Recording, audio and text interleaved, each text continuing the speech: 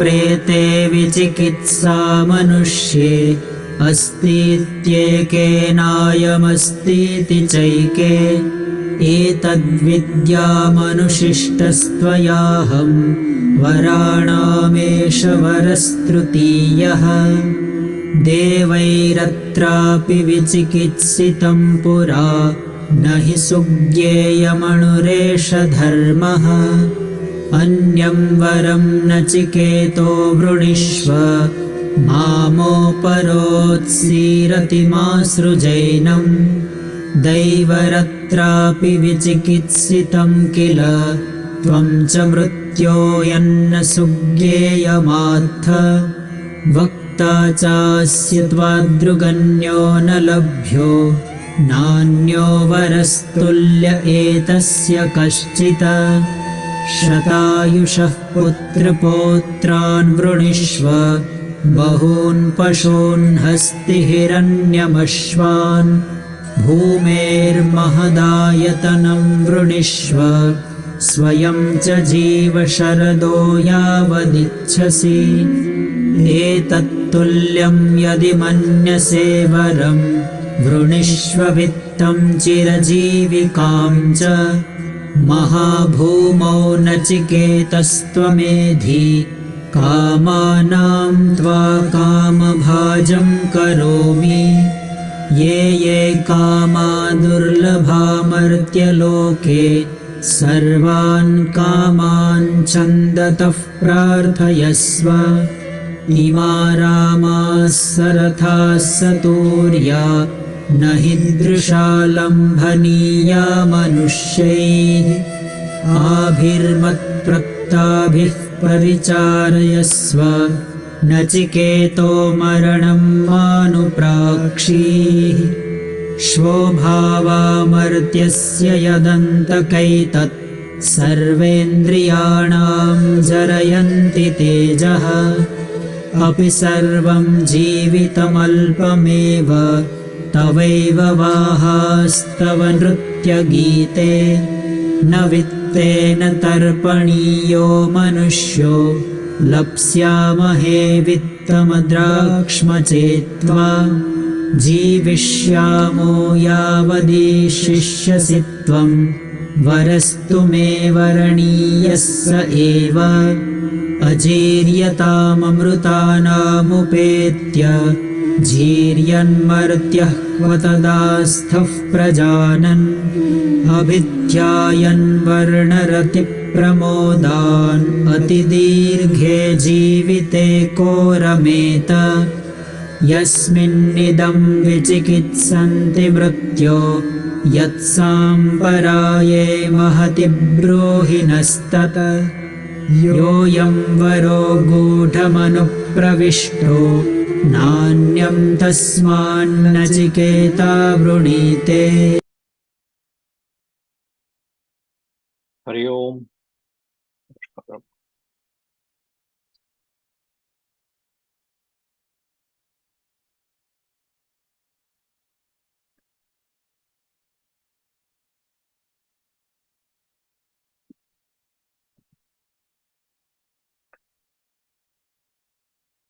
A quick recap of what we said in the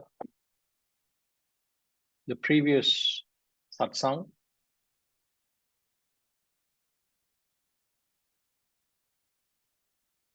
Where the third boon, Nachiketa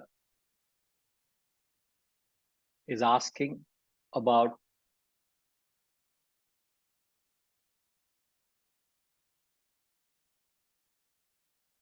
what happens to the Atman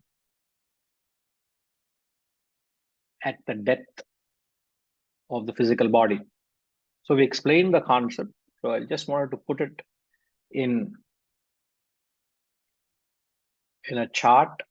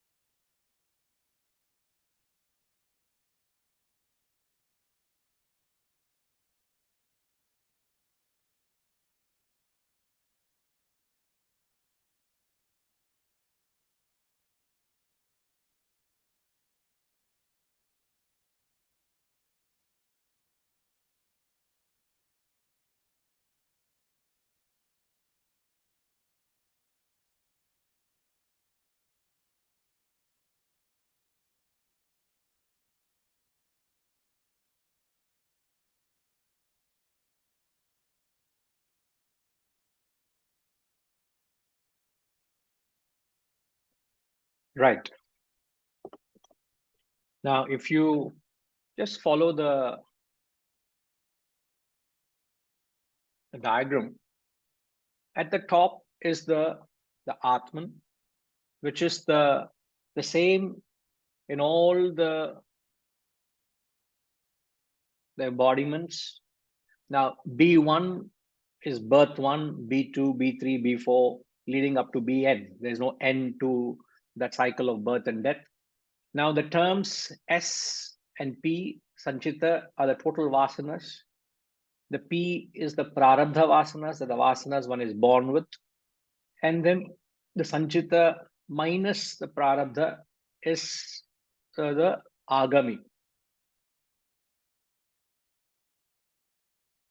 Now, let's start with that. In B1, one has got Sanchita vasanas, 100 vasanas. So this 100 refers to the vasanas. Okay. Now, these 10 prarabdha vasanas that one is born with, that we know will be exhausted through life. So there is no problem. But in the course of your life, what you have done, you have put in self-effort. And through self-effort, you have further exhausted 10 more. So if you note in the chart, I have written spiritual growth. Where is spiritual growth? Spiritual growth is when you have, there is minus 10 of Sanchita. Please note that. There is a minus 10 vasanas, because 100 minus 10 is 90. But when you start B2, what have you done? You are starting with 80 vasanas. So if you note here, you're starting with 80 vasanas. But in the B1, 100 minus 10, 10 vasanas are guaranteed exhaustion. Don't have to worry. So 100 minus 10 is 90. Ideally speaking, when you are born into B2, you must be left with 90 vasanas. But you are starting with 80 vasanas. That what happened to the 10 vasanas? The 10 vasanas you have exhausted through self-effort. That's the reason I say that spiritual, that but birth, there has been a spiritual growth. I hope you all are following so far.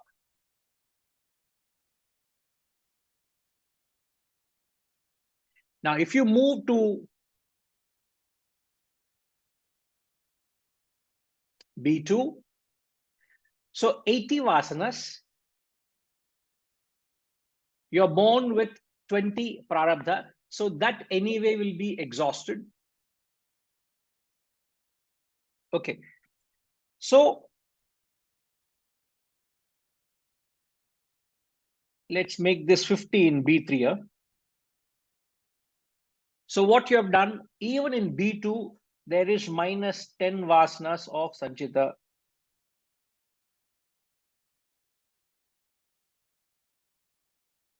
So 80 minus 20 should be 60, but B3 you start with 50 vasanas.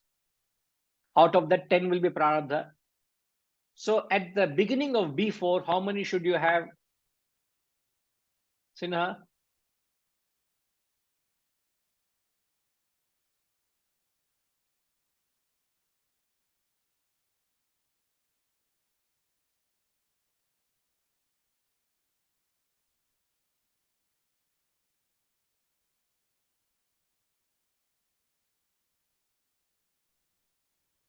Sorry, Guruji, did you ask me? Yes, sir. I didn't hear the name. Sorry. No 40. So at the beginning of B4, you should have 40. But that person, what has he done? He has, starting with 200.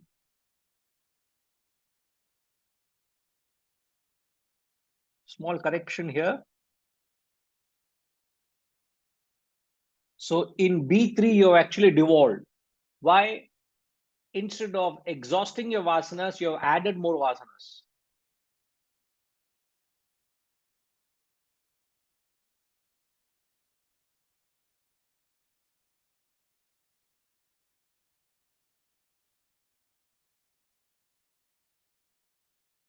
And this cycle of birth and death carries on. The cycle of the play of the vasanas goes on and on and on.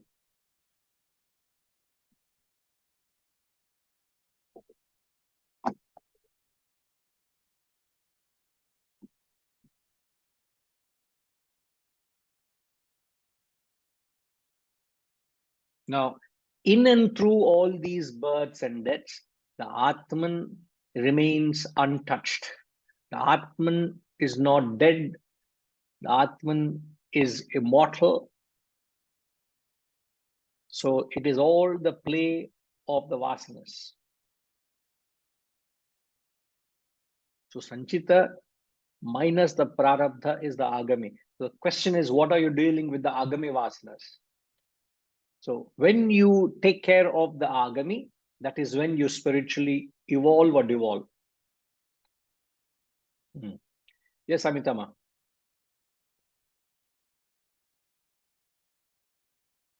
Hi, Guruji. Yeah, so I have my questions is in birth 3, because of the devolution, you start off with a higher quantum for the Sanchita in B4, right? Okay. But the quantum of it, like B3, if you did the math, you should start off B4 with 40, but you started with 200 instead. Okay. Why is it 200 and not 1,000, for example? What It is just determines quantum? these figures are just numbers. Okay, okay. That 200 can It's- be 200,000 also. It's All right. just a number because I can't write that such big number. I'm just putting an arbitrary. So, okay. So the spiritual evolution or devolution is measured by your Sanchita Vasanas. Okay, sir. Thank you. Right.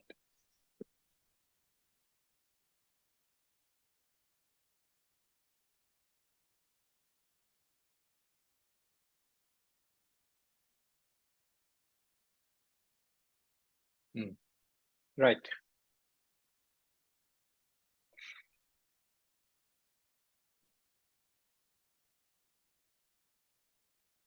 Okay.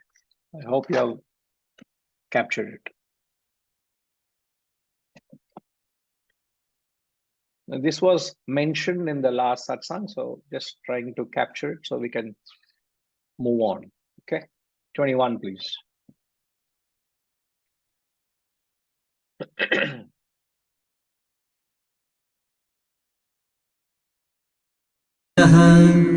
देवैरत्रापि विचिकित्सितं पुरा न हि सुज्ञेयमणुरेष धर्मः अन्यं वरं नचिकेतो वृणीष्व मामोपरोत्सीरतिमासृजैनम्. Gayatima, just minimize this, please. Now, just a question here. Since we talk of the exhaustion of Sanchita Vasanas, now how do you deal with any Vasana? How do you handle any Vasana? How do you exhaust a Vasana? What are the tools we have to exhaust the Vasana?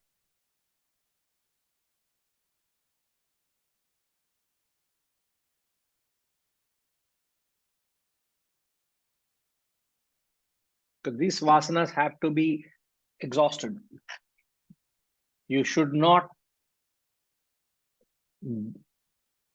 brood on them. You should not breed them. So you should exhaust them. So how do you exhaust it?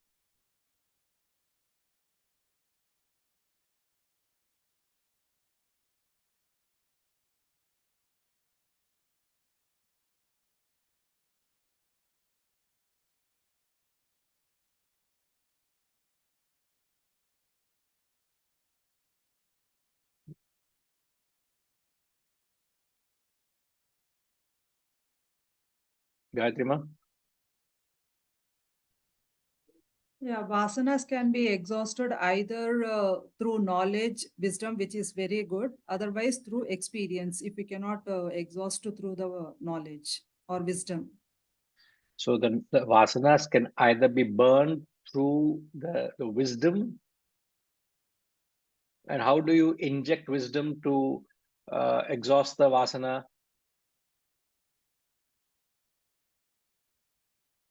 Wisdom is through this knowledge of this scriptures and the manana, shravana, manana. We'll have to do that. No, no.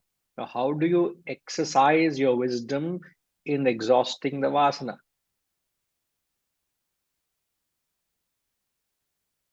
See, if the vasana is still there, that means your wisdom is not taken care of it yet, right? Because wisdom is light, ignorance or darkness is vasana. Where there is light, there is no darkness. Where there is wisdom, there is no avidya. Vidya is an antidote for avidya. So the question is, how do I use my current wisdom to exhaust the existing vasana? That means avidya is still lurking in me. Through So how do I purushartha, free will. use it to, how do you, correct. How do I use my purushartha? How do I put in my self-effort to exhaust the vasana? Through knowledge, through wisdom. I hope you get my point.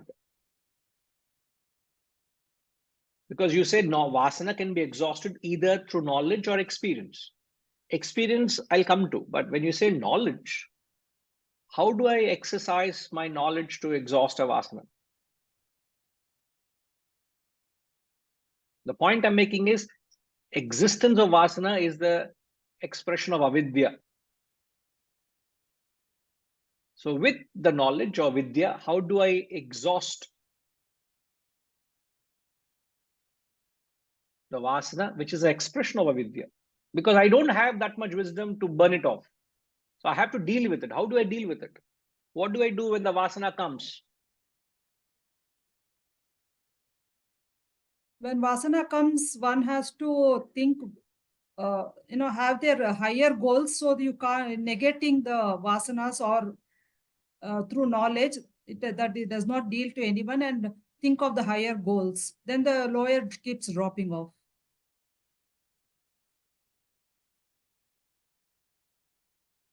This is a long-term plan. Long-term plan is different to an immediate measure. So when the vasana comes up, how do you deal with it? Immediately will be withdrawal.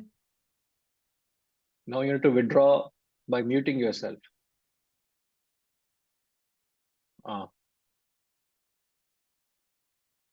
Thank you, Gayatri Ma, for your kind withdrawal. What do you do to the vasana? Now, the question is, another question, how does a vasana manifest? If you understand that, you will know how to checkmate it. The vasana manifests in the intellect as thought, in the mind as desire, in the action at the body level. The vasana manifests. Remember this, the vasana manifests first as thought in the intellect.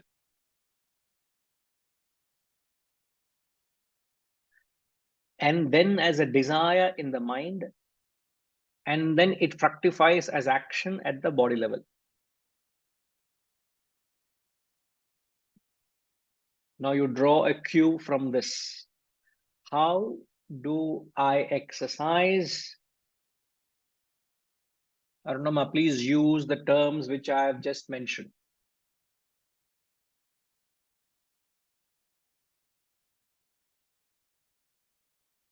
You're not to be seen, Arunama, today?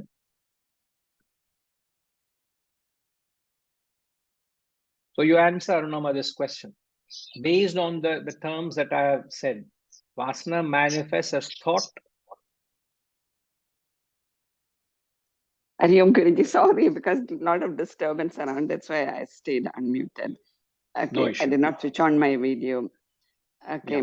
Yeah. I mean, like the thought that came to my mind is from the thought comes desire, and the desire we try to fulfill it in the form of action. So once you have fulfilled the action, don't relive the experiences. So when you relive the No. experience, That when you talk of going through experience and not reliving the experience, you're trying to deal with the vasana through experience. I'm yeah, not yes, talking Guruji. of going into experience. I'm talking about how do you deal with the vasana through knowledge.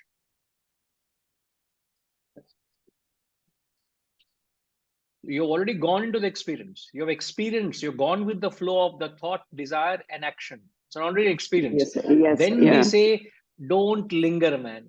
Just live in, yeah, go moment to moment and let the fuel of the vasana get burnt away. Right? yes, Guruji. But the question is, how do you burn it through knowledge?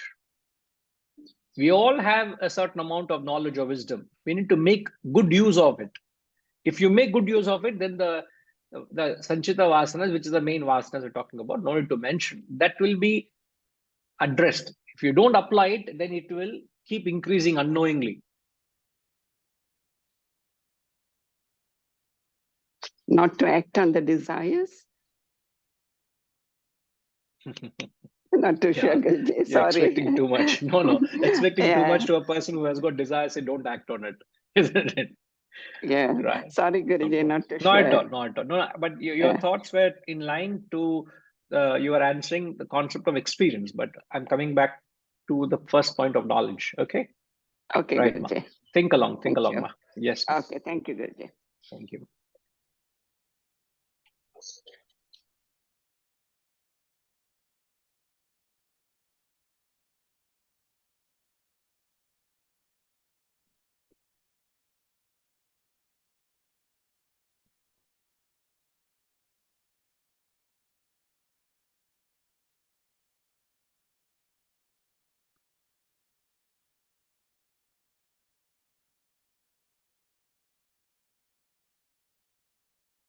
See, the most important thing is if you understand how the vasana expresses, you can only deal with the vasana at the level of your thought. That's the first expression of vasana. So when the thought doesn't get nipped in the bud, when you don't arrest the thought at the level of thought, it gains momentum and it becomes desire. So your sadhana, your spiritual sadhana of dealing with a vasana through knowledge happens how well you deal with the thought at the thought level. If you don't arrest the thought at the thought level, it becomes desire. It is far more difficult to deal with the desire. It's far easier to deal with the thought because it's a single thought or one or two thoughts. But the same one or two thoughts becomes 100 thoughts becomes a desire. 100 thoughts means the same thought becomes intensified. When the thought gets intensified, it becomes desire. So it is easier to deal with a single thought than intensified thought, which is desire. So the best way to arrest the vasana is at the thought level. So the moment the thought comes into the head, if you become conscious of it and reject it and say, this is not the time to entertain that thought, and you dismiss it.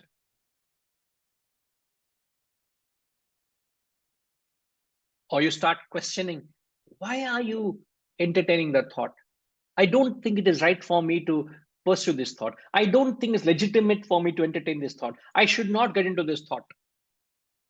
What is it in it? Try and rationalize it. Try and reason it. Try and pluck that thought out if you can. It will be difficult, but try to postpone it. Most intelligent way of dealing with it is say, okay, I understand you want it. I will come back to you. We will take a rain check on it for now. I'll come back to you after 10 days. Just postpone it. Just push it. Just delay it. And whenever the thought comes, start reasoning it, start questioning it. Hey, why are you bothering me? I know you want it. Try and talk to it. And this process of rationalizing a thought, you're taking the energy or the potency out of the thought slowly but diligently. The thought starts losing its potency. Many people talk of it, but nobody gives you the actual process of how it's done. So, and this, if every thought that comes into your head, if you are able to deal with it, a matter of time comes, the thought will not crop, the thought will not manifest because it loses the intensity. What have you done? You have dealt with it before you actually experienced it. You have dealt with it through knowledge.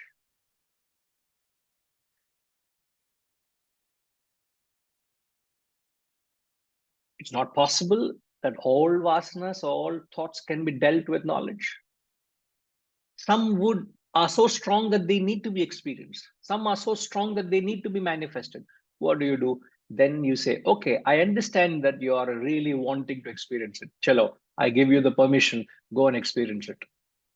So you let the vasana manifest into a thought, into a desire, and say, I will take you into the experience it, enjoy it, but don't linger in it. Don't crave for it.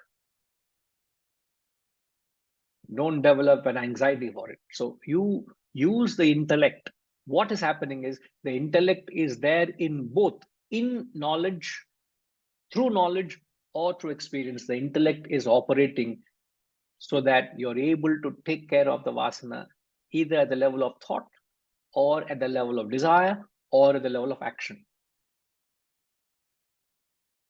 This is the most, I can't think of anything more applied philosophy than this in your sadhana.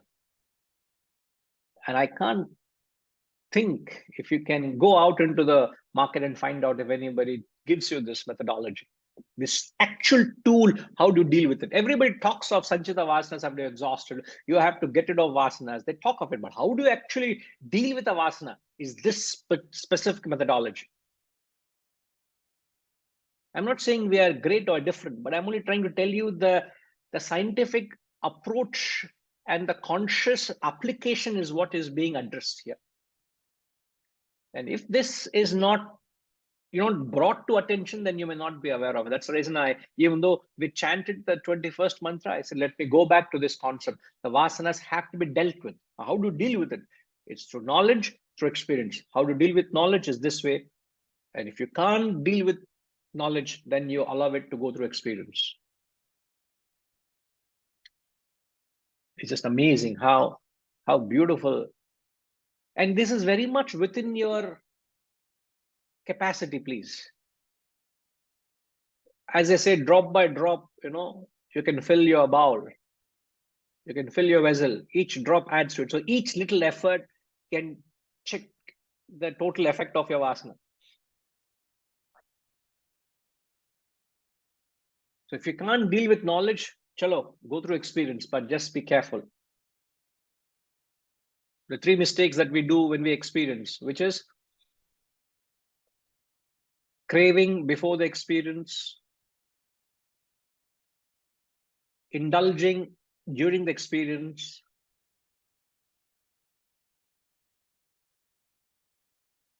craving before, indulging while, lingering after the experience.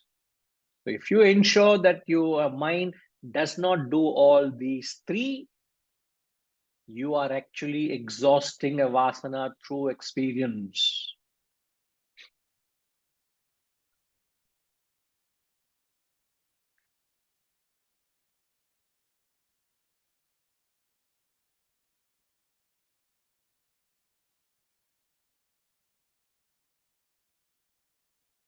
UK, I just want you to repeat the essentials aspect which I've just said so far. How do we exhaust a vasana through knowledge? All vasanas cannot be nipped or, I mean, as you get a thought in the intellect, Guruji, you just try to discern it and try to say that, rationalize with it that it cannot, I mean, it is, it will be taken care of some other time, or it will try to, what to say, Have a dialogue rationalize with it. with the thought. Yeah. Have a dialogue with the thought. Yeah, have a Talk to dialogue it. with the thought and try to nip it at the bud, or postpone the recurrence of the thought. That is one way. And secondly, if it becomes too strong or this thing, then just experience it and Why would it become strong? because one way it is, I mean, you are not able to nip it at the bud, nip the thought at the bud. Means it is beyond the rationalization. You are Beyond using. the rationalize, because Yes. you are trying to close the lid Yes. onto yes. a It is, vessel which has got yeah, fire it- from beneath. There will be pressure Exactly. build. Exactly. You have not given it a So, vent because you're yeah. trying to resist it. Yes. So you and the must vasana is show too strong. too strong. So you must show resistance. That is the growth. Yes. So Yeah. when a vasana comes into your head as thoughts, resist it. Don't entertain it. Yeah. Resist it. Challenge it. Postpone it. Try to nip it, as you rightly said.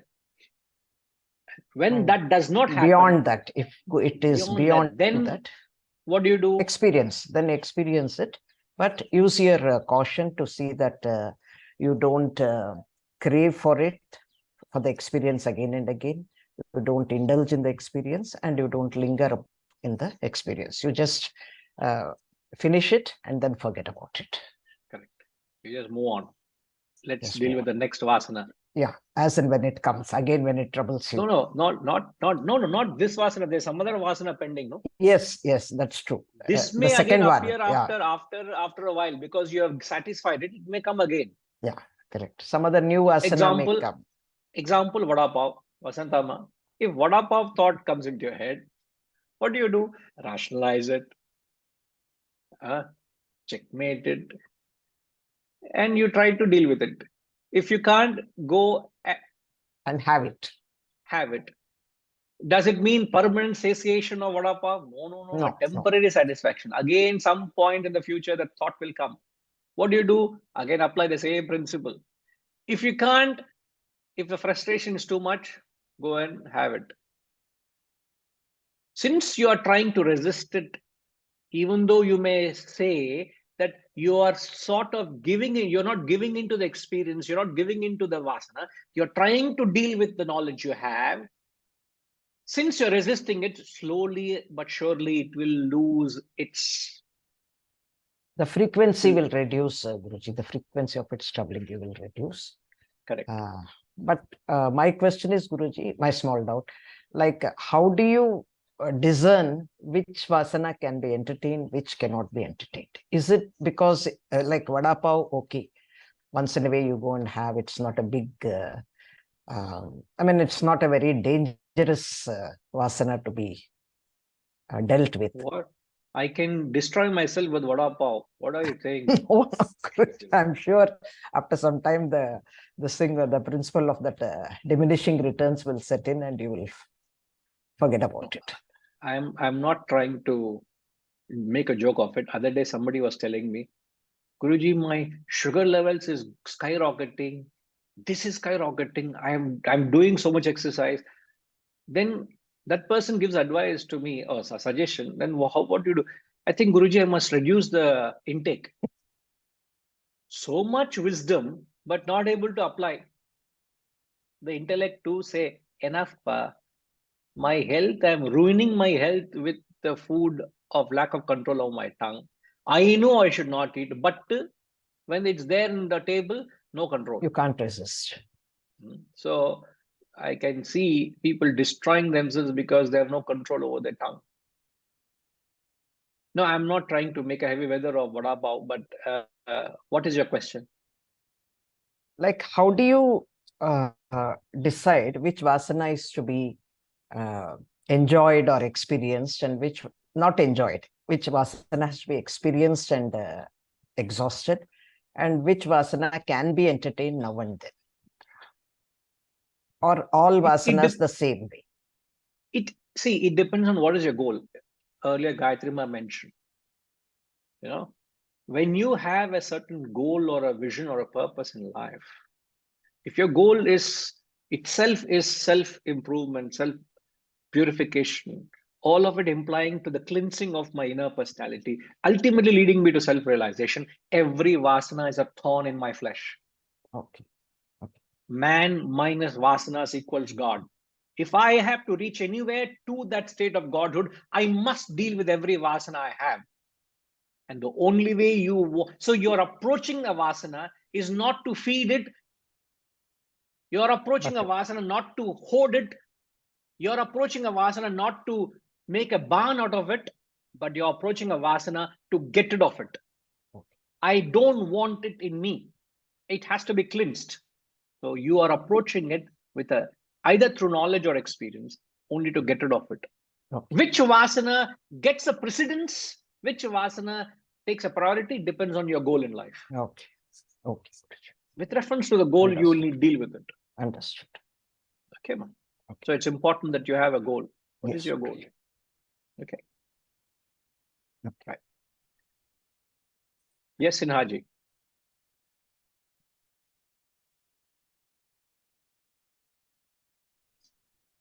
I'm a bit worried about Seturamanji. Is he okay? Why? Okay. No, because he. So Guruji, I have 3 questions. My God. The first one is the ability to deal with vasanas on the wisdom level. Is that a clear sign of the strength of my intellect, ability to deal or not be able to deal? Is that a clear sign of my intellect? Yes. Intellect's evolution, strong or weak? If I can deal with all my vasanas at wisdom level, then I have a strong intellect. Can I say that? Sir, I don't know whether you got the point when I told to Gayatri Ma. Let me put it in writing here, then you get the picture what I'm saying.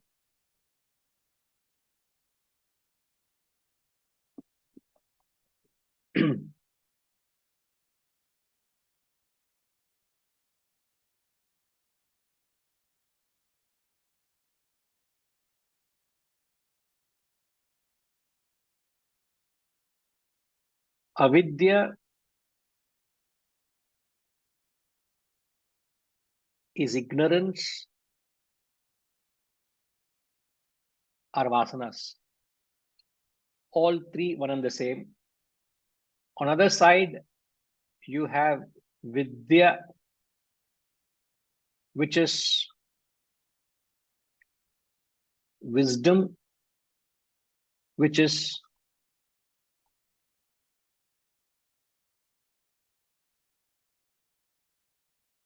intellect.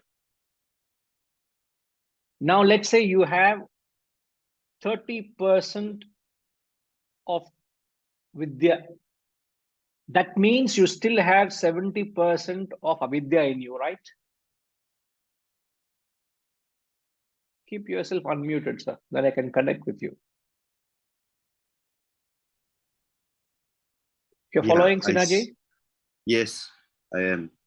Now, with the 30% of intellect, if this amount of vidya is there, it only deals with that to that extent of avidya, right? Now, I am telling, use this 30% of intellect to start checkmating the 70% vasanas. The fact that this 70% are still lurking, that means you don't have the wisdom to burn it yet. It is not burnt it yet. You don't have the wisdom. Now, with your existing wisdom, start stretching. The word I used is stretch. Stretch your intellect. Use the intellect in the areas of avidya. So when the sorry.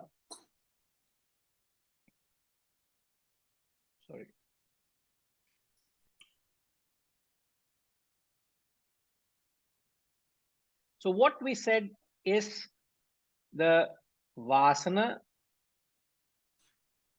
manifests as thought in your intellect,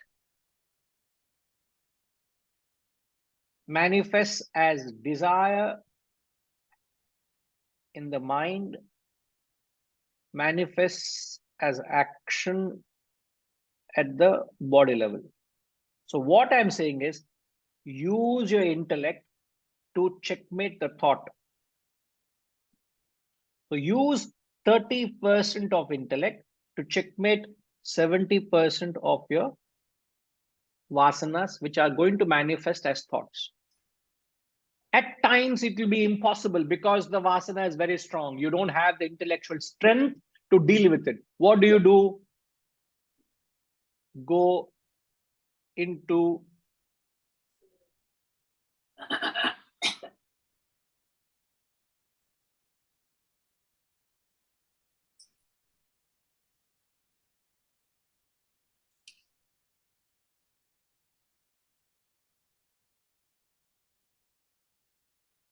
into experience with caution. What is the caution? Can you repeat that caution? Which Ushama also clarified. What is the caution when you go into experience?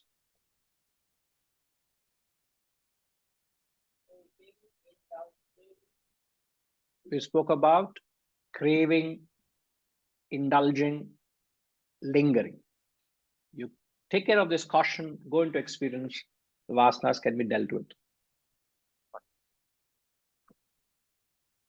Craving, lingering in what? Craving, indulging, and lingering.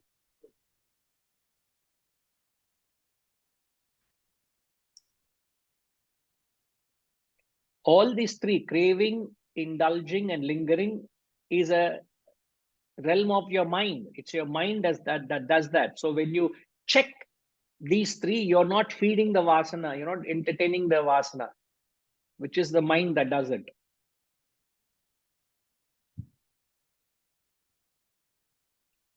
Right. Does it answer your first question? Yes, Guruji. Yes, sir.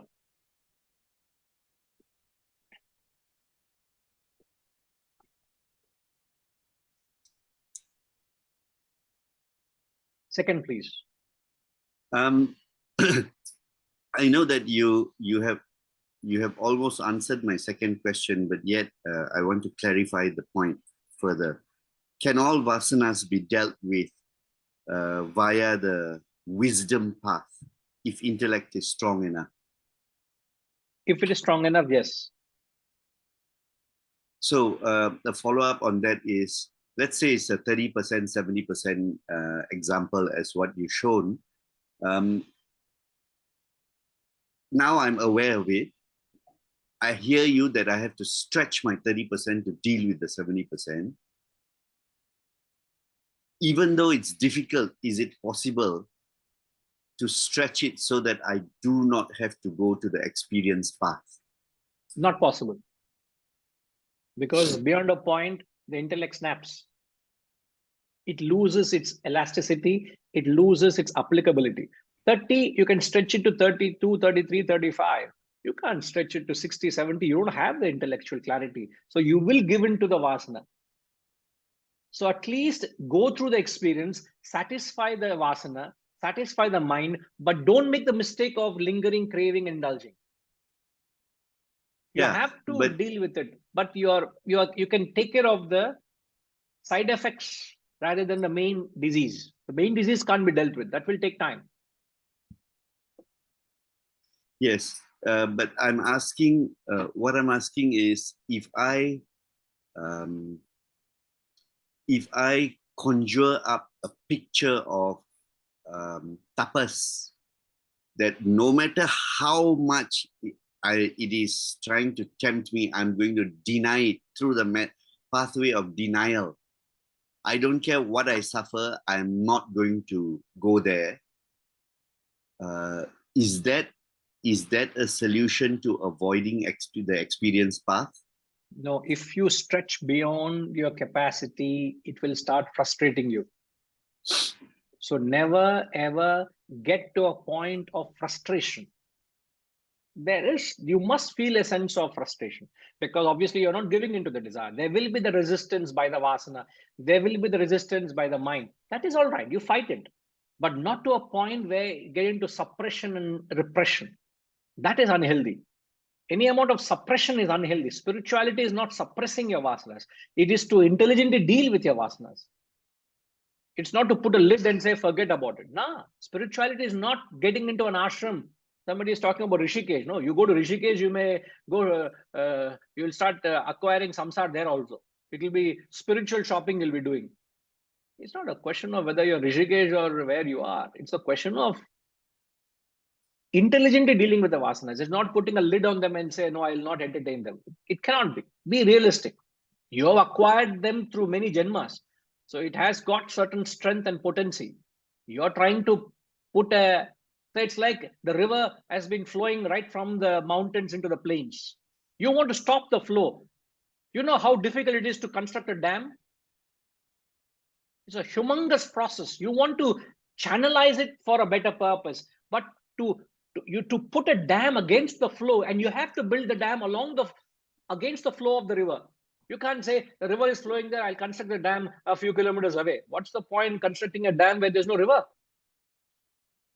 So you will have to construct something so strong it can withhold the sheer onslaught of the force.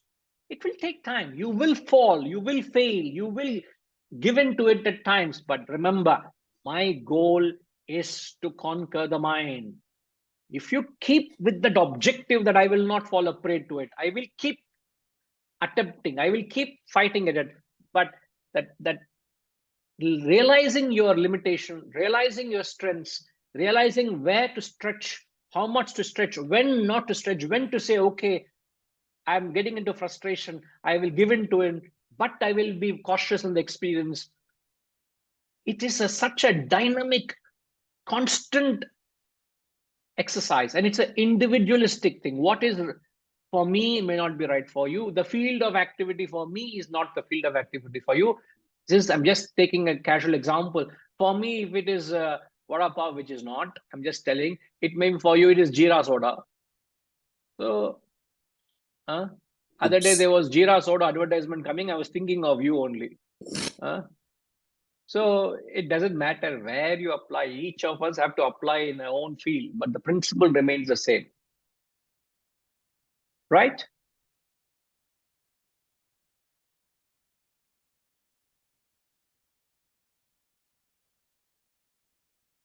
Third question, if it exists. Sorry? Yeah, you said you had 3 questions, no? Yeah. So, yes, I do. So final question is,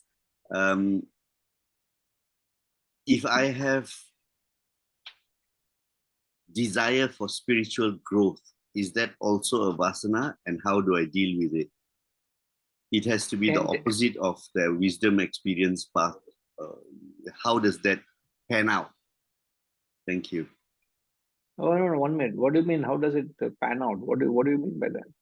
So when I have a vasana, first I use my 30%, 20%, or whichever percent of intellect that I have, stretch it and use it to... No, don't answer the question.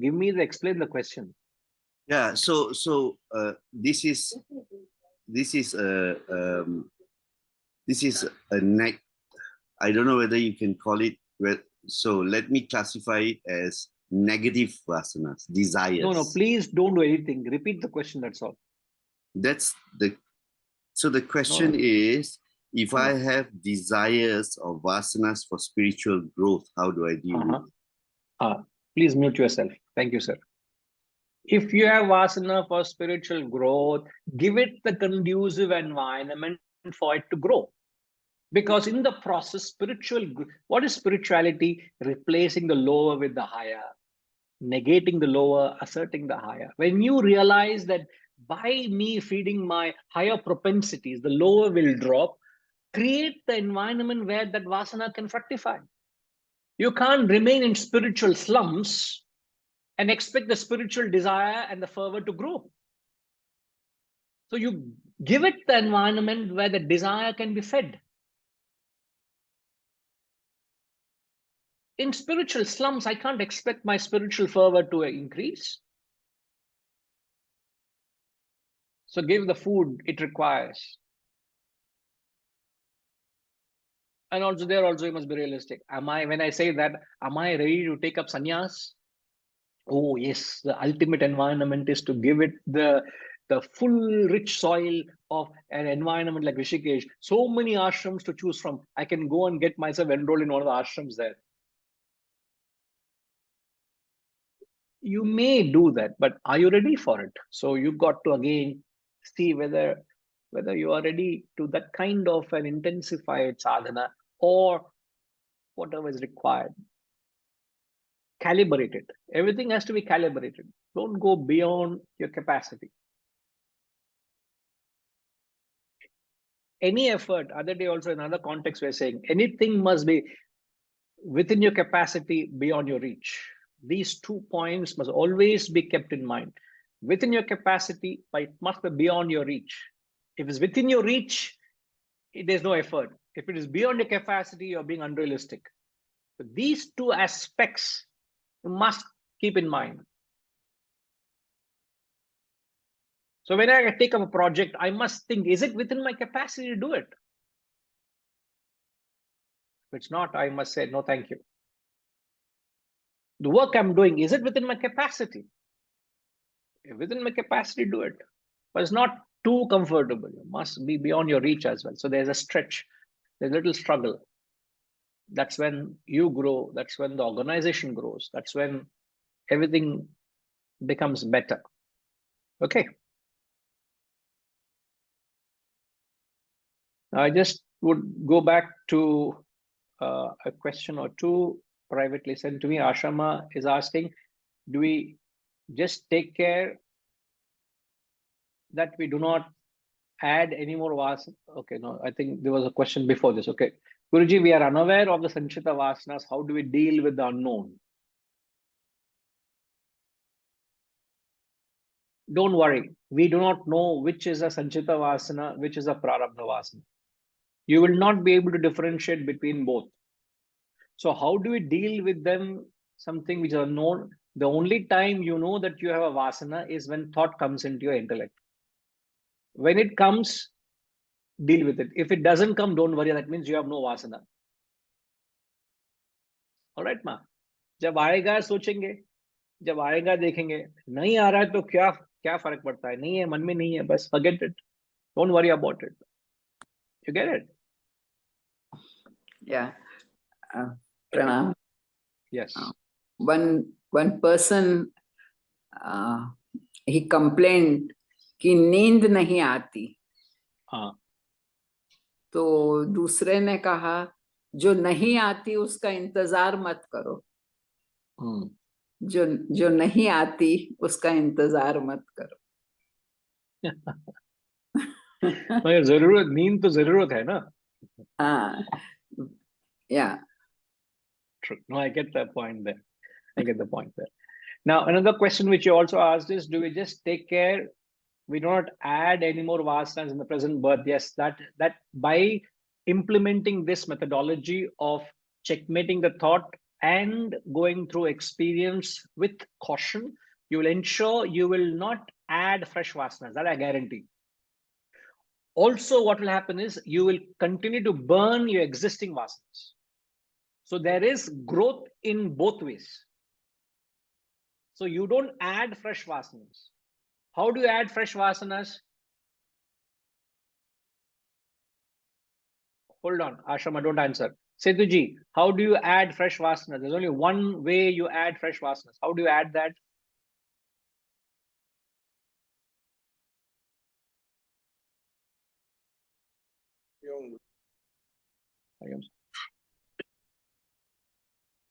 By this indulging, craving, lingering, you're adding Fresh Vasana.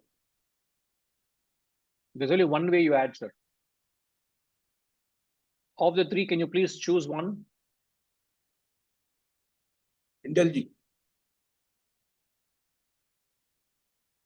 Craving. The only one way. No, we choose the other then. So the only way you increase your vasana through lingering. Lingering is after the experience. So when you linger in the joy of the experience, you will create fresh vasanas.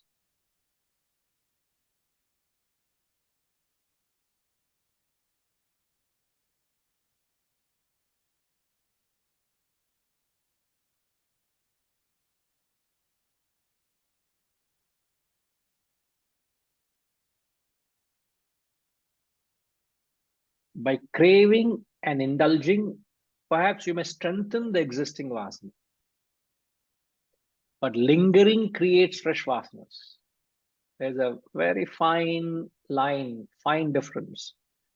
Reddy Garu, don't be exhausted. I know there is intellectual exhaustion kicked in already, right? Sir, I am dealing with a very scientific subject, sir. Yes, Guruji, but it's definitely going into the auto-bound on the rationalization. Like when we're talking about the thoughts and every thought need to be cross-examined, but there are hundreds and thousands of thoughts generated in every day. So one is the time we spend for generation of thought and cross-examining. I think we will be losing most of our energies in rationalizing that, as you rightly picked up the point. So where we need to see which thought which is really creating an impact to our life is the one only to be get into the rationalizing or cross-examining. Not every thought which comes into that. Just you say that I'd like to have a cup of coffee is a thought which has come. So you should not start getting into the cross-examining why I need a coffee habit and a sugar, then this, that, everything. You become mad out of it. Then what do you suggest? Drink the coffee. No, what I mean to say, I am just thinking from the discussion that we need to be very clear in classifying that which thought is really taking you back in your way forward thing, which is more critical. Like we do prioritizing, there are so many actions need to be done. We prioritize it because we don't have a time and energy to spare for every action. So when we say prioritize it, important, critical one, we'll attend it, rest of thing, let go. So we don't get into that sort of a thing, then it becomes challenging. That's what my point. Yeah, but even if you have to prioritize, as I said to Shrama, I said prioritize is when you have a goal. Yeah. You know what life to lead, you know what to do, what not to do, automatically things become in line. But there must also be the alertness to quickly nip it in the bud and say, dismiss it and say, no, you put in the dustbin. Like certain times there are certain files in a desktop. Don't you drag into the bin and destroy it? Get rid of it. No, I don't need it. It's garbage. So you must identify certain thoughts as garbage. So keep dismissing it, keep deleting them whenever they keep appearing. Yes, Guruji. I think at the end of the day, always sharpening the intellect. For every moment to moment, we need to sharpen the intellect. Even to entertain a wrong thought also, or in a good thought to be put aside and prioritizing moment to moment. Right.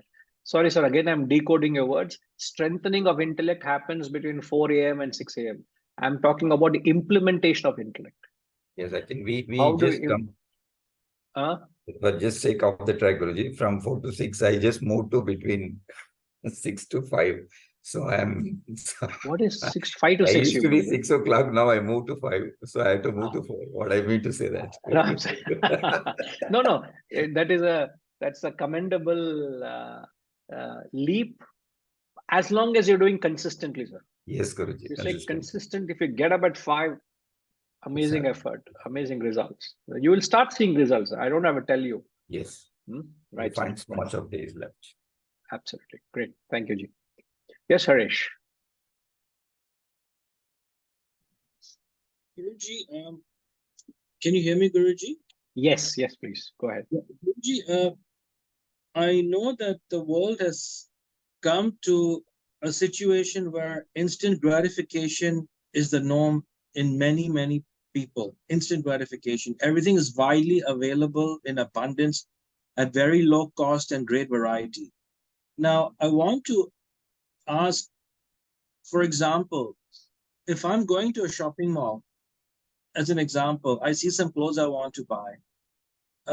Sometimes what I do, Guruji, I deliberately procrastinate and delay my decision to say whether I really need it or not. So I'll say, okay, let me think about it for a week. I'll come back to the mall if I want to buy it. But I find that over a period of procrastination and delays, about 70% of the time, I do not end up going back to buy it because I delay the process. I analyze and assess. Let me think. I always say, let me think about it. I won't do it, buy right away. So I ponder, and I find in most cases, when 70%, I end up not procuring that, or that desire doesn't fructify. So is procrastination one of the tools to succeed gradually as well, Guruji? Because there's an analysis process going on in that delay. Right. I commend you for the effort and the positive results that you're experiencing, but I wouldn't use the word procrastination, because procrastination has a negative connotation. What you're doing is you are postponing the thought. Yes, and using the requirements. Yeah. In fact, as you rightly know, that any shopping, usually most shopping are impulsive buying. So Yes. by not buying at that moment and say, I'll come back, I'll revisit the store again, the shopping mall is not going to go anywhere, nor is my desire going anywhere. So let me revisit this at a later point, maybe a week later, as you said. That's the way we have to deal with it. Just by giving it another opportunity to consider. And that's when you will see, you may not need it. Guruji, point two to this question. For example, if I visit a store and I like something I want to buy, but I find, let's say, the value or the price is not worth the goods. So let's say I still have a desire, but it doesn't sensibly fit into the price criteria of my budget. So I tell the shopkeeper, for example, when there is a sale, please let me know. So let's say there's a 50% sale end of season. The desire is still there, but I may go back and actually buy it at a 50% off 6 months later, but I still end up fulfilling the desire 6 months later. How do I equate that in this context, Guruji? I waited 6 months. The desire was so great. I still went and bought it on the basis there was a 50% end of season sale. As an example only, on this day-to-day matters. Where do I stand in this category, in this context of a spirituality? This is just one random example I'm giving. I am not answering Haresh, I'm answering a random person. Because it's a random example, I'm answering a random person. Such thought is anti-spiritual. Such thought is tamasic in nature, because you want to enjoy something without paying the price for it. A tamasic person, he wants to eat without working for it. If a pencil costs you 20 rupees, why should I buy 4 pencils when there's 50% discount than buying 2 pencils the normal price? So I want to gain more by giving less. That attitude to grab and gain more when something is less price. So what I am doing is I'm giving less and I'm enjoying more. That thought is tamasic in nature, which is not healthy. So I rather go and buy the normal price than waiting for it for 6 months later and buying something because I pay less and I enjoy more. That attitude is not acceptable. Anything which you want to get it for free, pay the price and enjoy it. No? That attitude is not right.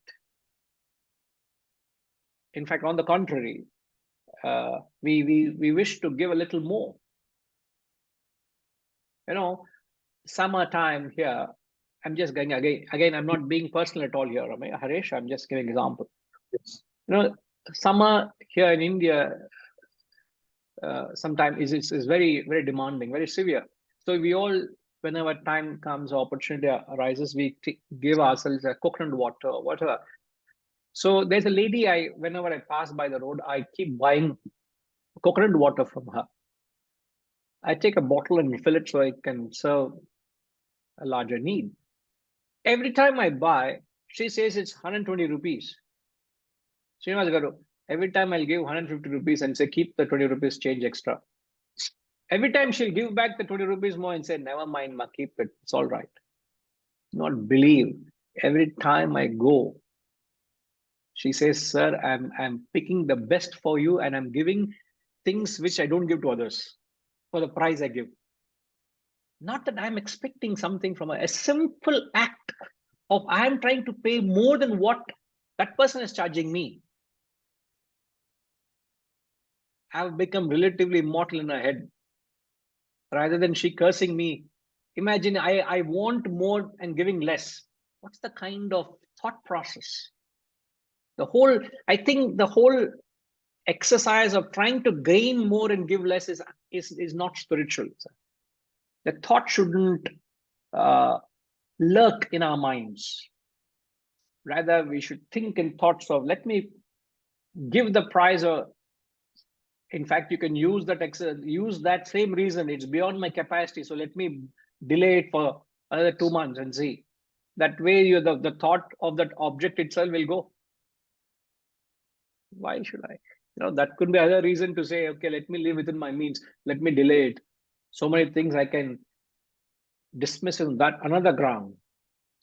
But let's not pick up something just because it is coming cheaper. In fact, people end up buying more because it is lesser and start accumulating. It's greed. It's only you're giving into your own negativities, your own desire, falling a prey to the desire there.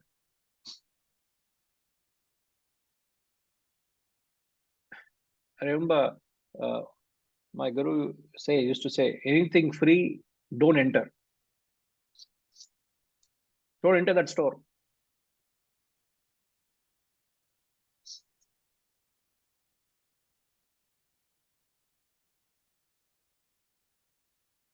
Pay and enjoy. Why free?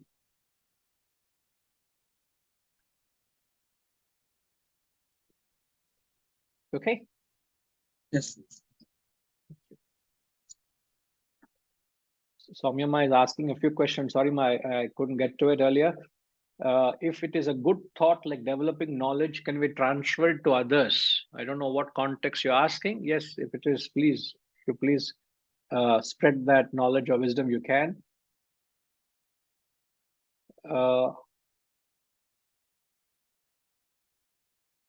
Further, you're asking, fresh vasanas can be identified through intellect or wisdom. Yeah, both are the same. You wouldn't know whether it's a fresh unless until you have entertained it in the recent past, then it's a fresh vasana. Because if you had the vasana and it would have come into you, you would have thought of it before. If you have never thought of it before, it's like you have gone to a new place. For example, now you're in Chennai and you have never seen something till now, and first time you're experiencing it.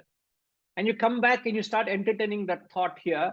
And then when you go back next time to Chennai, let's say 6 months later, you look for that particular object. You want to experience it. All these years you have been going in and out of Chennai, you never experienced it. Now you think of it. That way you would know it's a fresh vasana. So the intellect that way will be able to decide. Okay.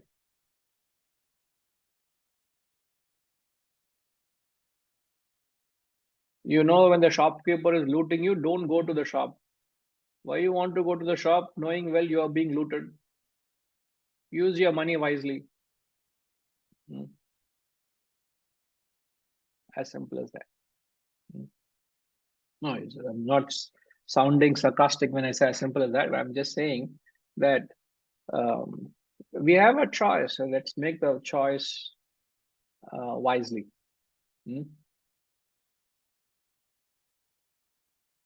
So the takeaway from the satsang should be how we use the wisdom or the intellect to exhaust the vasana either through knowledge or experience. So we actually expanded the entire satsang on this statement, which perhaps could have been taken for granted, but the fact that we have decoded it, you have got the deeper nuances that exists in that exercise. So therefore, never take anything for granted. Question it. When you start questioning, you start getting the deeper meaning in it. All right.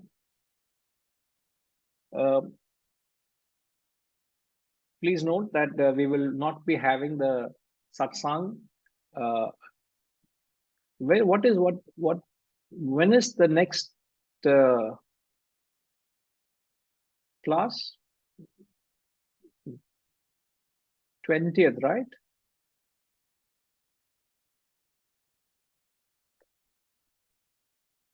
Uh, 20th is Saturday, Guruji, but Yeah, that is not it.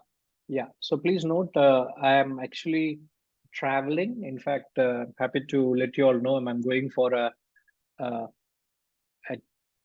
10-day trek to the Himalayas, and I'll not be in town, so we will not be having the satsang next Saturday and Sunday as well, right? 20 and 21 will not be having. The next class would be, obviously tomorrow satsang is there as usual, but the following Upanishad class will be only a fortnight now. Okay. Om Purnamada Purnamidam Purnat Purnamudachyate Purnasya Purnamadaya Purnamevavashishyate. Om Shanti Shanti Shanti. Hari Om.